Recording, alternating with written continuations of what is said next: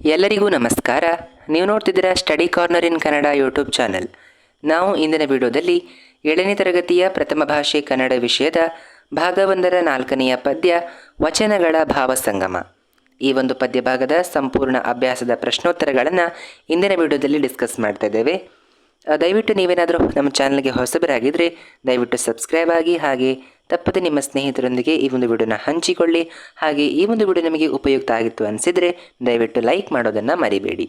ಹಾಗಾದರೆ ಬನ್ನಿ ತಡ ಮಾಡದೆ ಈ ಒಂದು ವಿಡಿಯೋನ ಶುರು ಮಾಡೋಣ. ನೋಡಿ, ಅಭ್ಯಾಸಗಳು ಅಂತ ಇದೆ. ಅದರಲ್ಲಿ ಮೊದಲನೇದು ವಿಭಾಗ, ಕೊಟ್ಟಿರುವ ಪ್ರಶ್ನೆಗಳಿಗೆ ಒಂದು ವಾಕ್ಯದಲ್ಲಿ ಉತ್ತರಿಸಿ ಅಂತ ಇದೆ. ಅದರಲ್ಲಿ ಮೊದಲನೇ ಪ್ರಶ್ನೆ, ಹರನು ತನ್ನ ಭಕ್ತರನ್ನು ಹೇಗೆ ಪರೀಕ್ಷಿಸುತ್ತಾನೆ? ಉತ್ತರ, ತಿರಿವಂತೆ ಆಡುತ್ತಾನೆ, ಒರೆದು ನೋಡುವ, ಅರಿದು ನೋಡುವ, ಅರಿದು ನೋಡುವನು. ಹೇಗೆ? ತಿರಿವಂತೆ ಆಡುತ್ತಾನೆ, ಒರೆದು ನೋಡುವ, ಅರೆದು ನೋಡುವ, ಅರಿದು ನೋಡುವನು. ಈ ರೀತಿಯೆಲ್ಲ ಮಾಡಿ ಹರನು ಏನು ಮಾಡ್ತಾನೆ? ತನ್ನ ಭಕ್ತರನ್ನು ಪರೀಕ್ಷಿಸುತ್ತಾನೆ. ಎರಡನೇ ಪ್ರಶ್ನೆ, ಶಿವನ ಮೇಲಿನ ಭಕ್ತಿ ಯಾವುದರಿಂದ ಪ್ರಭೆಯಾಯಿತು? ಉತ್ತರ, ನಿಂದಕರ ನುಡಿಯಿಂದ ಏಡಿಸಲೈ ಶಿವಭಕ್ತಿಯ ಪ್ರಭೆಯಾಯಿತು. ಮೂರನೇ ಪ್ರಶ್ನೆ, ಮಹಾಜ್ಞಾನದ ಆಚರಣೆ ಯಾವುದು? ಉತ್ತರ, ಹಿಡಿದ ವ್ರತವ ಬಿಡದಿರುವುದೇ ಮಹಾಜ್ಞಾನದ ಆಚರಣೆ. ನಾಲ್ಕನೇ ಪ್ರಶ್ನೆ, ಯಾವುದಕ್ಕೆ ಆಸೆ ಮಾಡಿದರೆ ನರಕದಲ್ಲಿ ಅದ್ದಬೇಕು? ಉತ್ತರ, ಪರದ್ರವ್ಯಕ್ಕೆ, ಅಂದರೆ ಬೇರೆಯವರ ಸ್ವತ್ತಿಗೆ ಆಸೆ ಮಾಡಿದರೆ ನರಕದಲ್ಲಿ ಅದ್ದಬೇಕು. ಪರದ್ರವ್ಯಕ್ಕೆ ಆಸೆ ಮಾಡಿದರೆ ನರಕದಲ್ಲಿ ಅದ್ದಬೇಕು. ಐದನೇದು, ಹೊನ್ನು ವಸ್ತ್ರ ಎಲ್ಲಿ ಬಿದ್ದಿದ್ದರೆ ಕೈಮುಟ್ಟಿ ಎತ್ತುವುದಿಲ್ಲ, ಬಟ್ಟೆಯಲ್ಲಿ ಬಿದ್ದಿದ್ದರೆ ಕೈಮುಟ್ಟಿ ಎತ್ತುವುದಿಲ್ಲ. ಹೊನ್ನು ವಸ್ತ್ರ ಬಟ್ಟೆಯಲ್ಲಿ ಬಿದ್ದಿದ್ದರೆ ಕೈಮುಟ್ಟಿ ಎತ್ತುವುದಿಲ್ಲ ಅಂತ ಬರಿಬೇಕಿತ್ತು. ಇದಿಷ್ಟಾಗಿತ್ತು ಒಂದು ವಾಕ್ಯದಲ್ಲಿ ಉತ್ತರಿಸ್ತಕ್ಕಂತಹ ಪ್ರಶ್ನೆಗಳು. ಮುಂದೆ ಆ ವಿಭಾಗ, ಕೊಟ್ಟಿರುವ ಪ್ರಶ್ನೆಗಳಿಗೆ 2-3 ವಾಕ್ಯಗಳಲ್ಲಿ ಉತ್ತರಿಸಿ ಅಂತ ಇದೆ. ಅದರಲ್ಲಿ ಮೊದಲನೇ ಪ್ರಶ್ನೆ, ಹರನು ತನ್ನ ಭಕ್ತರನ್ನು ಯಾವಾಗ ಕರಬಿಡಿದು ಎತ್ತಿಕೊಳ್ಳುವನು? ಉತ್ತರ, ಹರ ತಿರಿವಂತೆ ಮಾಡಿ, ಒರೆದು ನೋಡಿ, ಅರೆದು ನೋಡಿ, ಅರಿದು ನೋಡಿದರೂ ನಾವು ಬೆದರದೆ ಬೆಚ್ಚದೆ ಇದ್ದರೆ ಕರಬಿಡಿದು ಕೈಗೆತ್ತಿಕೊಳ್ಳುವನು. ಅಂದರೆ ಕೈ ಎತ್ತಿಕೊಳ್ತಾನೆ. ಹರನು ಆ ರೀತಿಯಾಗಿ ನಮ್ಮನ್ನು ಪರೀಕ್ಷಿಸುತ್ತಾನೆ ಅಂತ ಇತ್ತು. ಎರಡನೇದು, ಶಿವಾಚಾರದ ಪಥವನ್ನು ತೋರಿಸಲು ಏನು ಮಾಡಬೇಕು? ಶಿವಾಚಾರದ ಪಥವನ್ನು ತೋರಿಸಬೇಕಿದ್ರೆ ಏನು ಮಾಡಬೇಕು? ಉತ್ತರ, ಕುತರ್ಕಶಾಸ್ತ್ರದಿಂದ ಯಮಗತಿಗರ ಕೂಡಬಾರದು. ಮೂರನೇದು, ನಡೆ ನುಡಿಗಳ ಬಗೆಗೆ ಮುಕ್ತಾಯಕ್ಕನ ಅಭಿಪ್ರಾಯವೇನು? ಉತ್ತರ, ಕೆಟ್ಟ ನಡೆಗಳನ್ನು ನಡೆಯಬಾರದು, ಕೆಟ್ಟ ನುಡಿಗಳನ್ನು ನುಡಿಯಬಾರದು ಅನ್ನುವಂಥದ್ದು ಮುಕ್ತಾಯಕ್ಕನ ಅಭಿಪ್ರಾಯವಾಗಿತ್ತು. ನಾಲ್ಕನೇ ಪ್ರಶ್ನೆ, ಅಳಿಮನದಿಂದ ಉಂಟಾಗುವ ಪರಿಣಾಮವೇನು? ಉತ್ತರ, ಅಳಿಮನದಿಂದ ಏನಾಗುತ್ತೆ? ದೇವರು ನರಕದಲ್ಲಿ ಅದ್ದುತ್ತಾನೆ ಅನ್ನೋದು ಇದಕ್ಕೆ ಸರಿಯಾದ ಉತ್ತರ ಆಗಿತ್ತು.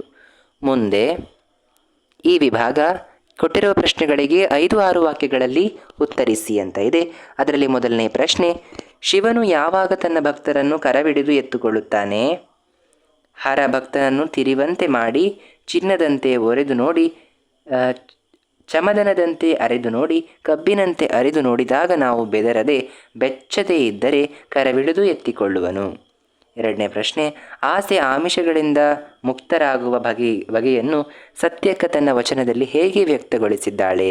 ಉತ್ತರ, ತಾನು ಲಂಚ ವಂಚನಕ್ಕೆ ಕೈ ನೀಡಿದರೆ, ಹೊನ್ನು ವಸ್ತ್ರ ಕೈ ಮುಟ್ಟಿ ಎತ್ತಿದೇನಾದರೆ, ಅಳಿಮನವ ಮಾಡಿ ಪರದ್ರವ್ಯಕ್ಕೆ ಆಸೆ ಮಾಡಿದರೆ ನರಕದಲ್ಲಿ ಅದ್ದಿ ನೀನೆದ್ದು ಹೋಗ ಎಂದಿದ್ದಾಳೆ. ಇದಿಷ್ಟು 5-6 ವಾಕ್ಯದಲ್ಲಿ ಉತ್ತರಿಸ್ತಕ್ಕಂತಹ ಪ್ರಶ್ನೆಗಳು. ಮುಂದೆ ಈ ವಿಭಾಗ, ಕೆಳಗಿನ ಪದ್ಯದ ವಾಕ್ಯಗಳನ್ನು ಪೂರ್ಣಗೊಳಿಸಿ.